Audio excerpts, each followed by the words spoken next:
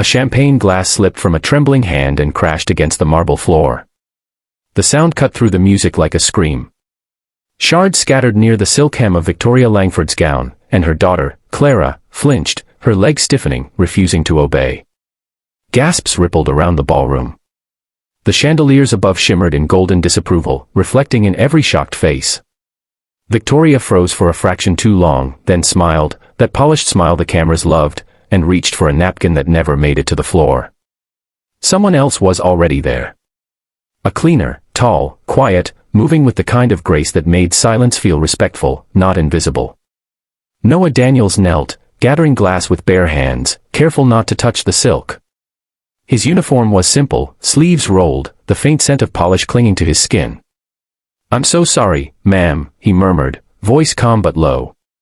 Victoria didn't respond. Her focus was back on the guests, her laughter too bright, too controlled. "No harm done," she said, though her eyes cut toward Noah with a warning she didn't bother to hide. Clara, sitting in her motorized wheelchair beside the table, tilted her head curiously. "Did it hurt?" she asked softly. Noah looked up. His smile was small, patient. "Not at all, princess. Even kings drop their crowns sometimes." Clara's laughter, light, uncertain, but real, slipped into the air. Heads turned. A few guests smiled. One man chuckled behind his champagne. Victoria's expression hardened instantly.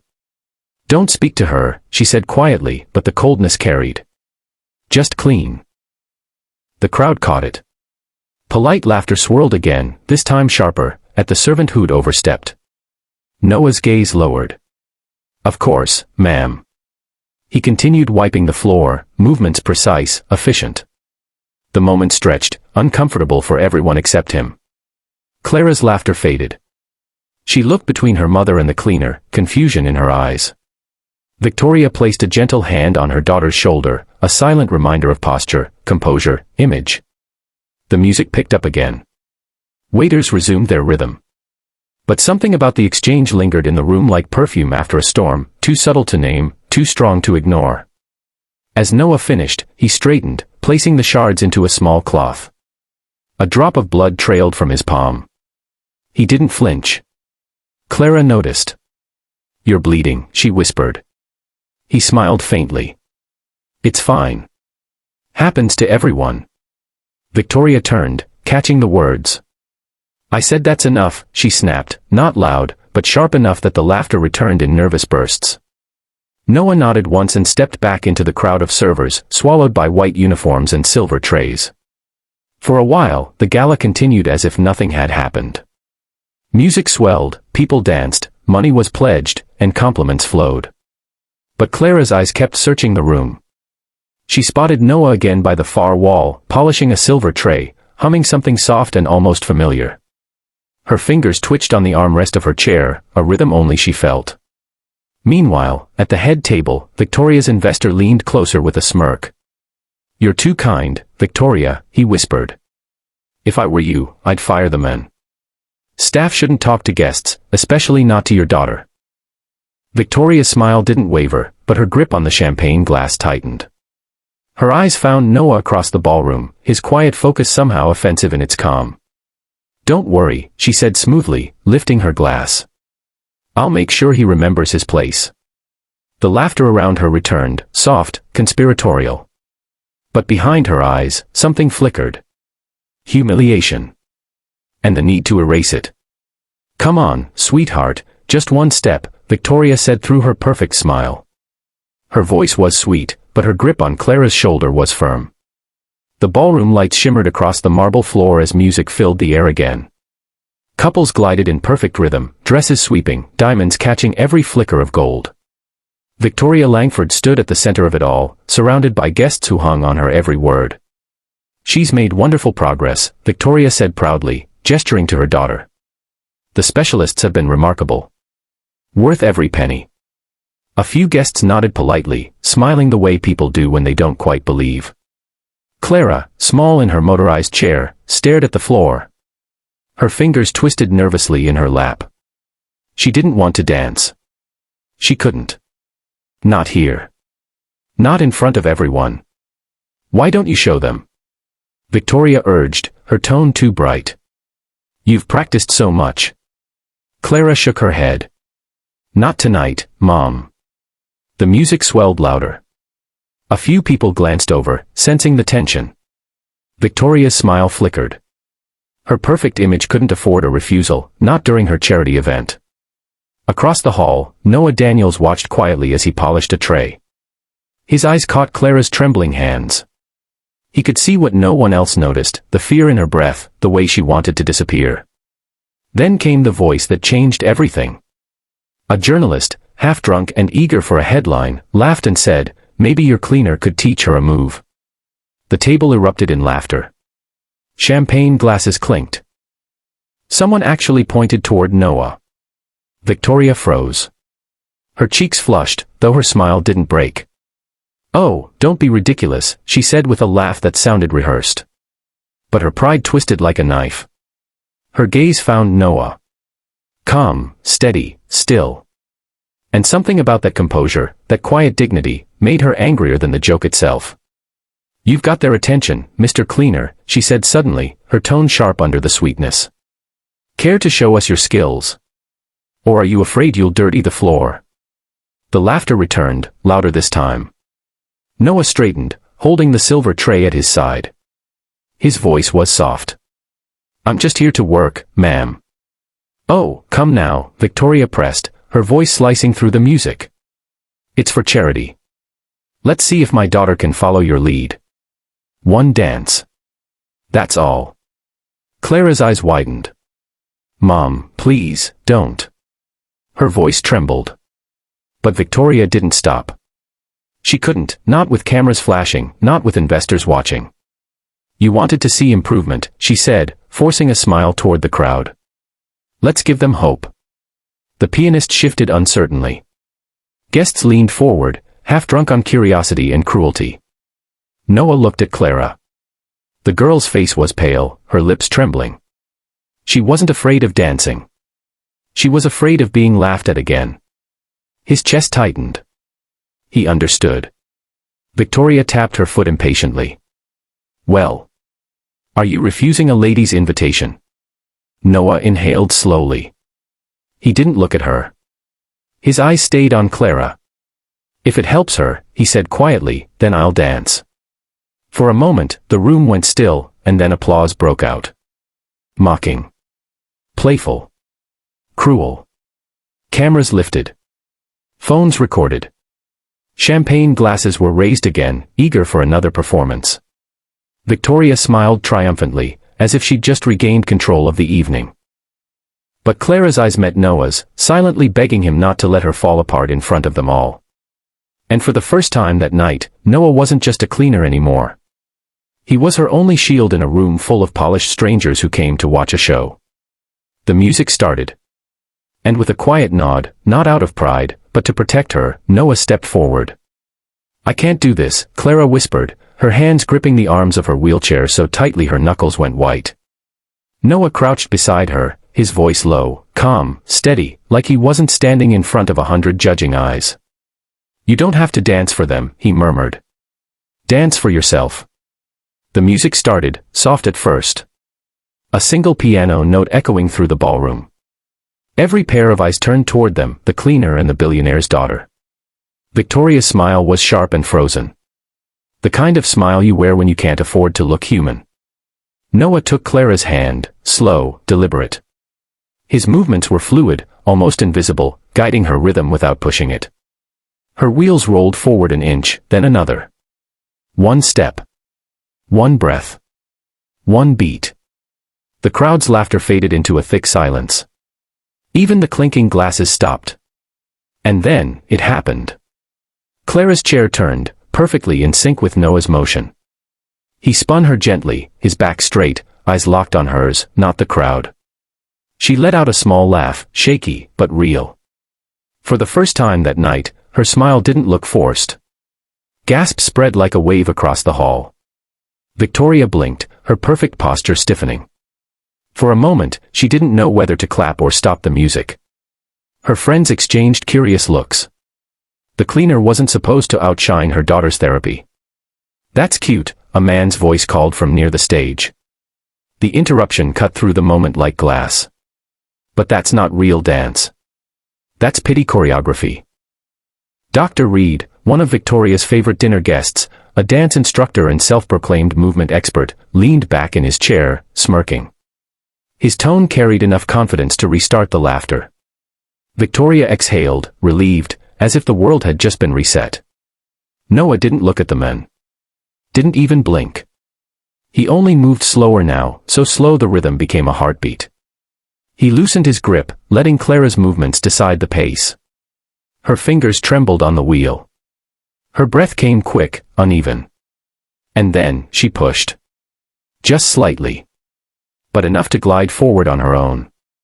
Noah's voice was barely audible. That's it. You lead. Something shifted. The crowd, once full of superiority and wine-fueled smirks, fell silent again. All they could see was a girl finding her rhythm. Dr. Samuel Reed, a rehabilitation specialist seated near the back, leaned forward. His eyes narrowed, not in skepticism, but in awe. What Noah was doing wasn't pity. It was precision. He saw control. Intent. Understanding of muscle response that only comes from someone who studied movement deeply, or lived it. The music swelled. Clara lifted her head. Her arms moved with newfound confidence, tracing invisible patterns in the air as Noah's hand hovered near, guiding without touching. Victoria's glass shook slightly. The sound of the ice inside it felt louder than the music. And then, silence. The final note hung in the air, trembling between applause and disbelief. Noah let go of Clara's hand. She stared at him, eyes wide, chest heaving. And then, slowly, she placed her palms on the arms of her chair and pushed. Her body rose. Wobbly. Fragile. Terrifyingly uncertain. But she stood. A collective gasp filled the ballroom. One woman covered her mouth. A camera flash went off, then another. Victoria didn't move. Her world, the perfect, polished, flawless world she built, cracked in half right there, under chandelier light. Noah didn't bow. Didn't smile. He just looked at Clara, proud, silent, as if the whole dance had been meant for this moment alone. The music stopped completely. And the crowd, unsure whether to clap or pray, waited for what would happen next. You've studied neuromotor integration, haven't you? The voice cut through the stunned silence like a spotlight. Dr. Reed had stepped forward, his eyes fixed on Noah, not with suspicion, but recognition. Victoria's head snapped toward him. Excuse me, she said, her tone sharp, defensive. He's a cleaner, doctor. Don't overanalyze a charity stunt. But Reed didn't blink. That wasn't luck, he said calmly. That was specialized therapeutic choreography. I've spent 20 years studying movement recovery, and I've never seen technique like that outside advanced clinics. Whispers spread through the crowd. Glasses clinked nervously. Someone muttered, "Who is this guy?" Noah didn't move. He stood by Clara's side, hands still at his sides, quiet as ever. Victoria straightened her shoulders, regaining her composure. My daughter's progress, she began slowly, smiling for the cameras again, is the result of years of therapy and top specialists. Not some janitor pretending to be a miracle worker. Her words landed like poison dressed in perfume. Dr. Reed frowned. Then explain what we just saw. Because I know technique when I see it. For a moment, Noah said nothing. Then, with quiet precision, he spoke. Sometimes, he said, eyes fixed on the marble floor, the body remembers what pride forgets. A murmur rippled through the room. Even Clara turned toward him, her expression uncertain, like she'd just realized the man standing beside her wasn't who she thought. Victoria forced a laugh. What is that supposed to mean? She snapped. Some poetic riddle. But the tremor in her voice betrayed her. Dr. Reed stepped closer. You've taught before, he said softly. Haven't you? Noah looked up. His eyes, calm, tired, but sharp, met Reed's. A long time ago. The room waited. And suddenly, the scene dissolved, flashing backward in Noah's mind. He was younger then. A studio filled with mirrors and music. His movements flawless, his students watching in awe. He wasn't just a dancer, he was a pioneer in movement therapy, using rhythm to rebuild broken bodies. Then came the headline, the accusation that destroyed everything. A wealthy sponsor's son, humiliated during a showcase, claiming abuse of trust. No trial. Just silence. His name erased from every poster, every program. In one night, he became invisible. Years later, cleaning floors in the same halls where he once taught, he still moved like a man who carried rhythm in his bones. He volunteered in community centers, helping children walk again, but without credit, without applause. And now, here he was, standing in a ballroom under crystal light, accused once more of stepping beyond his place. The flashback dissolved as fast as it came. Noah blinked, returning to the present. The crowd still waited for him to explain himself, for him to defend his dignity. But he didn't need to. The truth was already in the air. Dr. Reed folded his arms, looking toward Victoria. "I think we should let him finish his lesson," he said firmly. "This isn't about status, it's about skill." Victoria's lips tightened. "Doctor, this is a gala, not a classroom." Reed turned to the band. "Play the same piece again," he ordered. "Let's see what real mastery looks like when no one's pretending." Cameras lifted.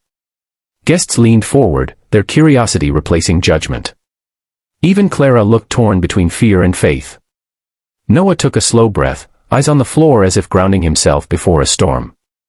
Whatever came next wasn't about performance, it was about truth. And as the first note struck again, the air in the ballroom shifted, tense, electric, and waiting for something that no one, not even Victoria, could stop. Again. Clara whispered, her voice trembling but alive. Noah smiled softly. "Only if you're ready." The music began, slower this time, deeper. The rhythm rolled through the marble floor, rising into the silence that hung heavy over the ballroom. Every pair of eyes turned toward them once more, but this time, no one laughed. Noah's hand hovered near Clara's, not holding, guiding. Her wheelchair moved in perfect rhythm, her body swaying gently to the melody. Step by step, her movements grew smoother. The fear that once froze her face began to melt away. Then, something remarkable happened. She laughed. A small, unguarded sound, light, real, and completely out of place in a room built on pretense. The crowd froze. Even Victoria's hand, which had been gripping her wine glass, loosened. Her breath caught in her throat. Dr. Reed, standing near the edge of the dance floor, spoke quietly, his voice calm, steady, and full of awe. "Look closely," he said. "He's not controlling her movement, he's following it. Matching her rhythm. Letting her body relearn confidence through its own steps." A woman gasped softly. A man murmured, "It's like he's teaching her to trust herself again." Reed nodded. "Exactly. He's using rhythmic cueing to retrain proprioception. It's not just dance, it's neurological restoration through motion." And in that moment, the air in the ballroom changed. The mockery that once filled the space dissolved into something else, respect. Even reverence. Guests leaned forward, whispering to one another. "That's genius. Who is he?" "She's moving on her own."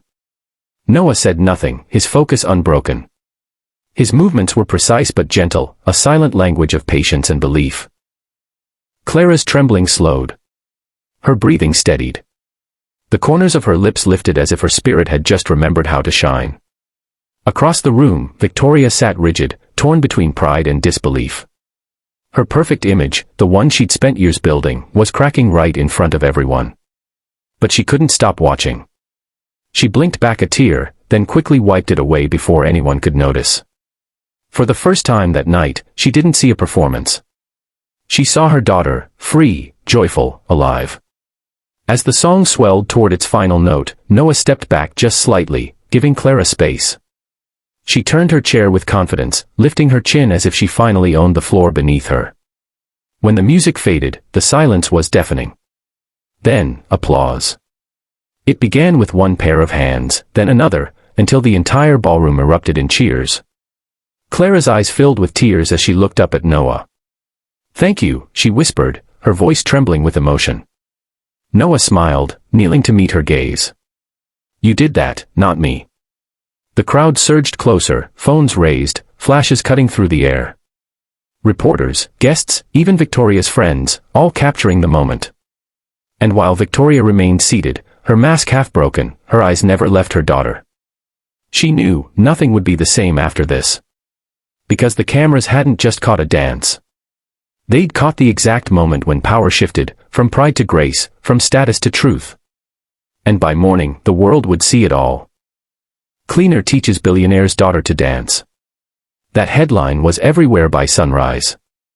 Clips of Clara and Noah filled every feed, millions of views, thousands of comments. The internet had crowned its heroes overnight, and Victoria Langford's perfect image was cracking under the weight of public truth. Inside the Langford mansion, chaos brewed.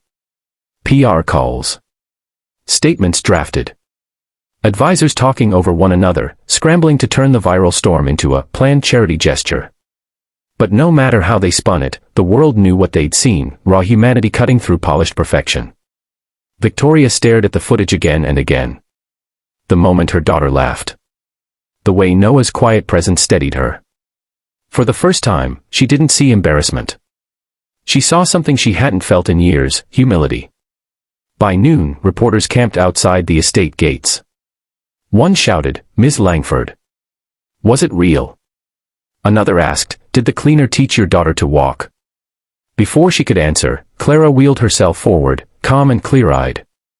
"He didn't teach me to dance," she said into the microphones. "He helped me move again." Those words hit harder than any press release. Within hours, the tide turned. The story wasn't about status anymore. It was about a man who reminded the world that compassion outranks wealth every time. Across town, Dr. Reed watched the coverage with a faint smile. He found Noah still at work, mopping the floor of the same ballroom that had witnessed everything. "I have a proposal," Reed said, walking up to him. "Come work with me. Lead movement therapy at my institute. What you did, it's more than dance." Noah looked at the floor for a moment, then met his gaze. "I'll think about it," he said quietly. But the truth was, he already knew the answer. That evening, Victoria found him alone near the ballroom entrance. Her voice was softer than ever before. "I judged you," she said. "And I was wrong." Noah didn't gloat.